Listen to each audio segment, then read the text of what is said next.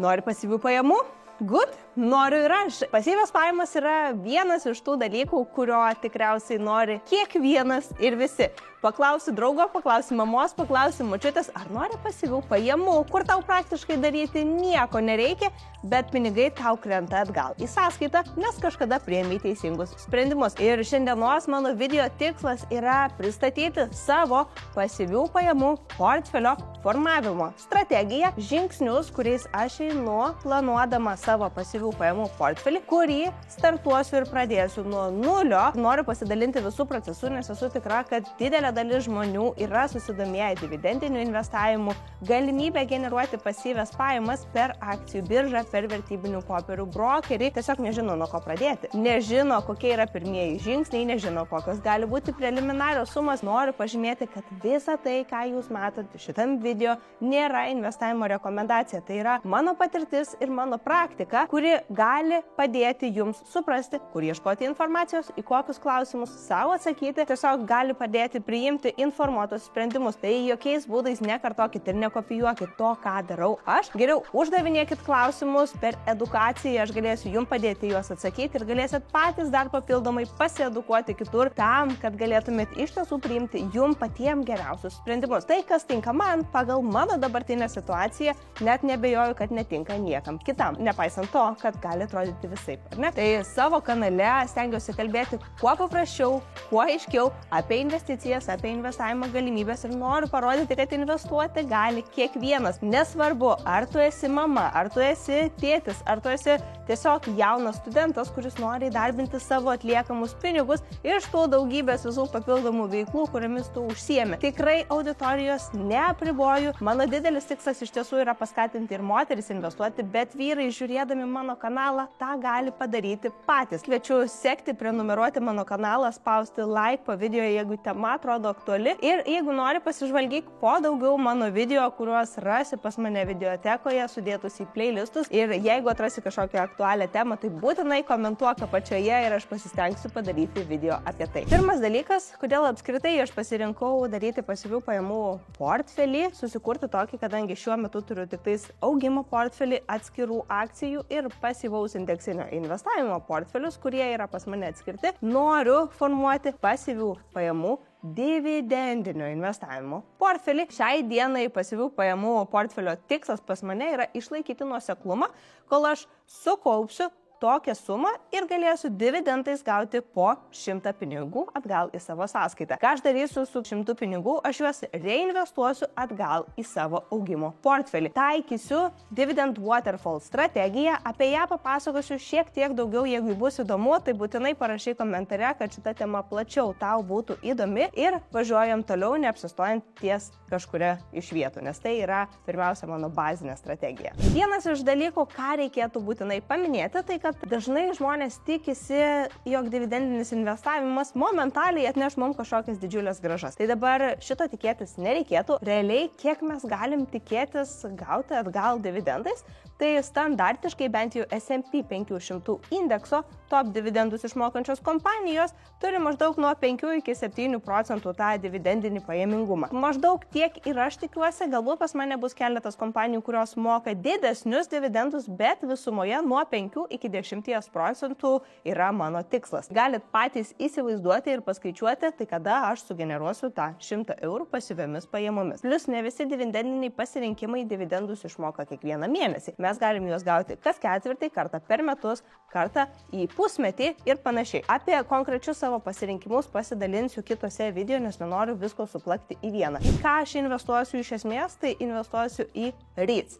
Real Estate Investment Trust. Nekilnojamo turto trustai, arba jeigu paprastai pasakius, tai yra tiesiog milžiniškos kompanijos, kurios turi, valdo, eksploatuoja, nuomoja, finansuoja ar kažkaip kitaip yra susijusios su nekilnojamo turto objektais. Ir tai gali būti komercinės paskirties, gyvenamosios paskirties, sandėliavimo paskirtis, debesijos paslaugų paskirtis, data, services ir panašiai. Jeigu šita tema yra aktuali, taip pat palik komentarą, kad norėtum sužinoti plačiau, kas yra REITs. REITs buvo įkurti 1960 metais pagalba paprastam retail mažmeniniam investuotojui, tai yra mums, investuoti į nekilnojamą turtą, generuoti pasyvias pajamas be didžiulio pradinio kapitalo. Jeigu mes negalim investuoti į REITs arba ten į sutelktinio finansavimo platformas įvairiausias, tai investavimas į nekilnojamą turtą iš tiesų reikalauja pakankamai daug kapitalo. Arba mums reikalingas pradinis įnašas, arba mes apskritai turim už kešą nusipirkti visą NT, jeigu nenorim skolintis pinigų. REITs yra tas variantas, kurį šiai dienai pasirinkau aš. Tai dabar keliaukim prie tos tokios praktinės dalies, ko iš tiesų man reikia, kad aš galėčiau pradėti dividendinį investavimą. Pirmas dalykas tai yra atsakyti savo į kelis klausimus. Tai vienas iš pirmųjų klausimų, kurį aš siūlyčiau užduoti kiekvienam pradedančiam investuoti, koks yra mano tikslas. Noriu sugeneruoti pasyvias pajamas, gali būti tiesiog augimas. Tai automatiškai šitas video galbūt net nėra skirtas jums. Pasakykit savo, ko norit ir kodėl norit. Tai mano tikslas, kodėl aš planuoju investuoti į pasyvias pajamas, nes aš noriu savo tas pasyvias pajamas vėliau įdarbinti į savo augimo portfelius ir taip padėti greičiau įsivažiuoti augančiam savo kapitalui ir padėti efektyviau dirbti sudėtiniam palūkanom. Dėl šito tikslo dar trumpas pastebėjimas, kadangi aš planuoju investuoti nedidelėmis sumomis, pas mane pasirinkimai bus nuo 100 iki 200 eurų per mėnesį. Apie tai prasiplėsiu kiek vėliau. Kiekvieną tą sumą, kuri man sukris dividendais nuo pirmųjų mėnesių, aš suprantu, kad tai tikrai nebus 100 ar 200 dolerių, tai bus tikrai daug mažesnės sumos ir pačioje pradžioje tai bus tiesiog centai. Tam, kad būtų efektyviau, tuos centus aš planuoju tiesiog efektyviai įdarbinti, kad tie kapsiukai pas mane dirbtų bent jau minimaliai. Tikslą išsigryninom. Antra dalis.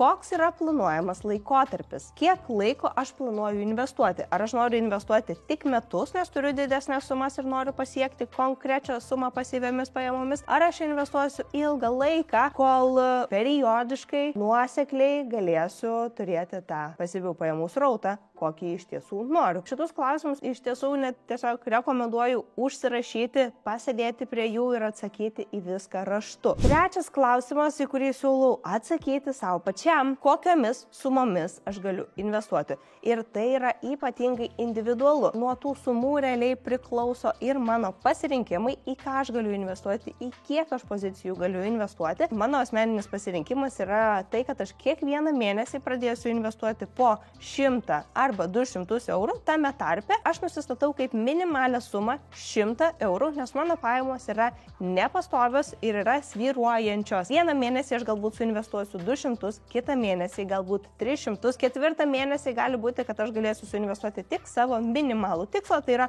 100 eurų. Ir kitas pastebėjimas, kad jeigu tu nenori pradėti investuoti su 100 eurų, bet norėtum pradėti formuoti tokį portfelį, gali tą daryti kas 2 mėnesius ir tiesiog po 50 eurų atsidėti į savo kažkokį efektyvų taupimą arba galbūt į atskirą sąskaitą, kad tie pinigai neišsileistų ir galėtum juos suinvestuoti. Vienas iš mano life hackų, ką aš darau, turiu minimalią sumą, kaip ir minėjau, kurią suinvestuoju mėnesio pradžioje, kai pas mane sukrenta pajamos ir tada visą mėnesį gyvenu pagal savo susiplanuotą biudžetą. Ir kadangi pajamos yra nepastovios, tai kartais taip nutinka, kad pas mane didesnė dalis nuo prieš tai gautų pajamų tiesiog lieka sąskaitoje. Tai kad tie pinigai negulėtų, aš juos paimu ir įdarbinu. Tai reiškia, kad aš per mėnesį kartais investuoju 2 kartus. Mėnesio pradžioje, kai gaunu atlyginimą, ir mėnesio gale, kai matau, kad man atliko tam tikrą sumą pinigų, kurią aš noriu įdarbinti. Kitas dar pastebėjimas yra, kalbant apie sumas, tikrai nesiūlau pradėti investuoti, jeigu tu neturi pasiruošęs finansinio rezervo ir finansinės pagalbės savo saugumui. Kam reikalinga ta finansinė pagalbė? Tai todėl, kad visi mes esam žmonės, visi gyvenam gyvenimą, tikrai negalim prognozuoti pačių įvairiausių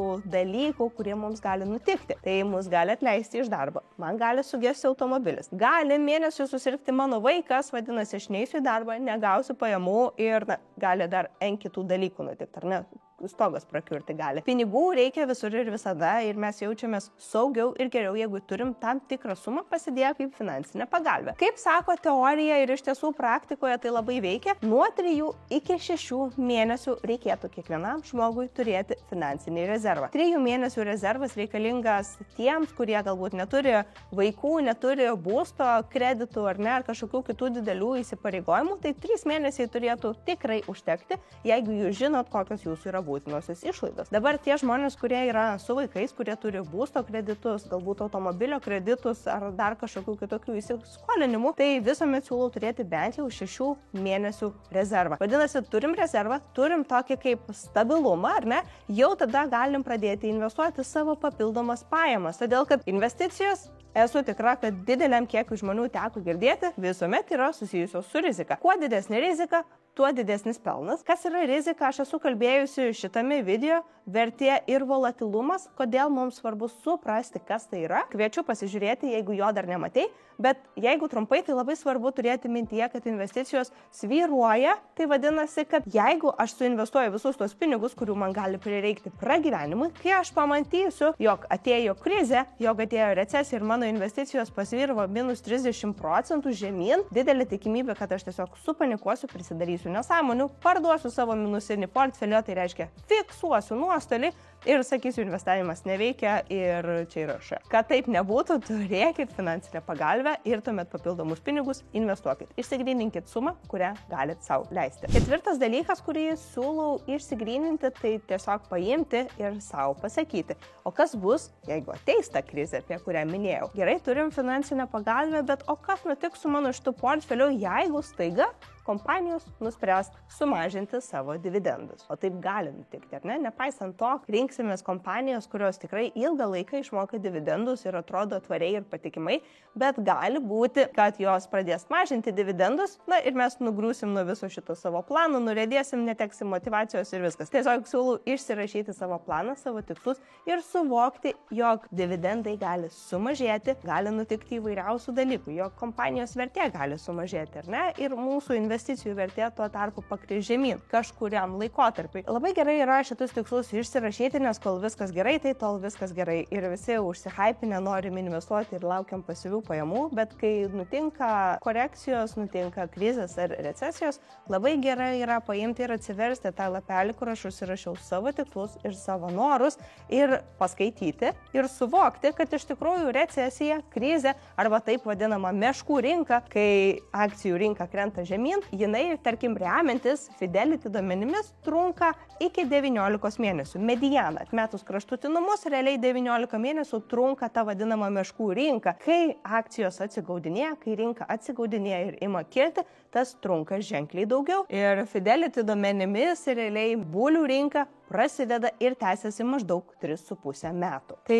kai sudirbat su savim, atliekat šitus emocinius sprendimus ir psichologiškai pasiruošėt, kitas dalykas, ką reikėtų pasižiūrėti, tai be abejo savo šeimos asmeninį biudžetą, savo šeimos ar savo pačio tiesiog asmeninį biudžetą, kiek aš galiu sau leisti investuoti, kokios yra mano pajamos, kokios yra mano išlaidos. Na, tikiuosi, kiekvienas tikrai vedate šitą informaciją arba bent jau iš tiesų, kad ir telefono appsuose sekat ir žinot, koks yra likutis, kurį jūs galite investuoti. Kitas dalykas, beveik paskutinis, kuris yra svarbus, jeigu norim turėti pasyvių pajamų portfelį, bus reikalinga pasirinkti brokerį, vertybinių popierių brokerį, kuris turi prieigą prie akcijų biržos, kur jūs galit rasti tuos savo pasirinkimus, kurie jums neš pasyvias pajamas. Kaip atsirinkti patikimą brokerį, čia tiesiog trumpas insightas, ką tikrai kiekvienam reikėtų žinoti, tai susižiūrėkit, kad kompanija yra licenzijuota, kad jinai yra patvirtinta ir surasit ją prie finansų rinkos dalyvių Lietuvos banko sąrašuose. Pasižiūrėkit licencijas, pasižiūrėkit reguliavimą, pasižiūrėkit, kokios finansų priežiūros įstaigos prižiūri, pasitikrinkit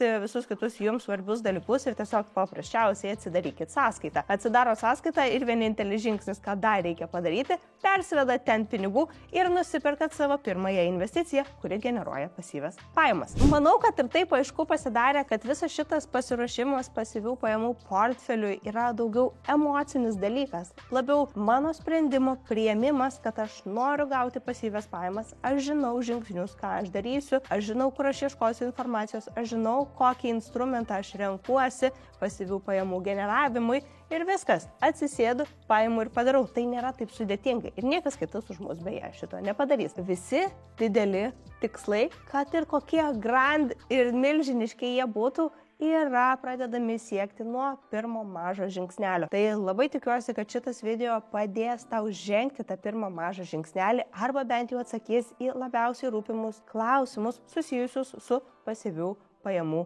portfeliu. Tai jeigu turi tokių klausimų, palik juos komentare, nepamiršk paspausti like. Man tai yra itin didelė motivacija, kad mane jau seka daugiau negu 1000 žmonių. Sveikinu pati save su tuo, su šitu nuoseklumu, kad tai pasiekiau ir man tai yra didelis laimėjimas. Labai ačiū už tai, kad žiūri. Tai kol aš paruošiu kitą video plačiau ir išsamiau, kas yra REITs ir kokie yra konkretūs mano pasirinkimai generuoti pasyviom pajamom, kviečiu tave pasižiūrėti šitą video ir pilnai susidėlioti savo bazinius biudžeto įgūdžius, pasižiūrėti, tai kaip pinigus valdo milijonieriai. Yra tokie tai yra tokie,